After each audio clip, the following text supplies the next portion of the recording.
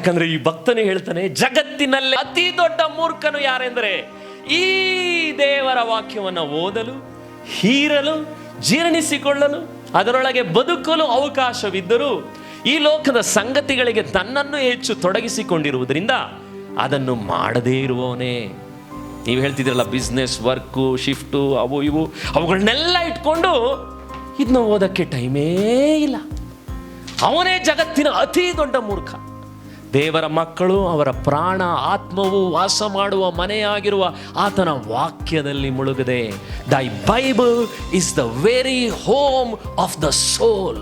ನಿಮ್ಮ ಪ್ರಾಣ ಆತ್ಮ ವಾಸ ಮಾಡುವಂಥ ಮನೆ ಯಾವುದು ಗೊತ್ತಾ? ಈ ವಾಕ್ಯ. ಅಲ್ಲಿ ವಾಸ ಮಾಡಬೇಕಂತೆ. ಎಂಥ ಮಾತು ಗೊತ್ತಾ?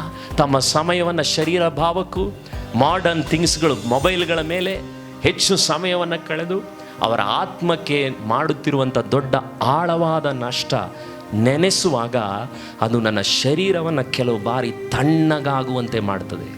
ಬಾಡಿ ತಣ್ಣಗಾದರೆ ಏನಾಗುತ್ತೆ? ಸತ್ತೋಗುತ್ತೆ. ಆ ಸೇವಕರು ಹೇಳ್ತಿದ್ದಾರೆ, ವಿಶ್ವಾಸಿಗಳು ಇಷ್ಟು ದೊಡ್ಡ ನಷ್ಟದಲ್ಲಿದ್ದಾರಂತೆ. ಯಾಕೆ ಗೊತ್ತಾ? 50-60 ವರ್ಷಗಳನ್ನು ದೇವರು ನಿನಗೂ ನನಗೂ ಕೊಟ್ಟರು ದೇವರ ವಾಕ್ಯವನ್ನು ಓದಲಿಕ್ಕೆ.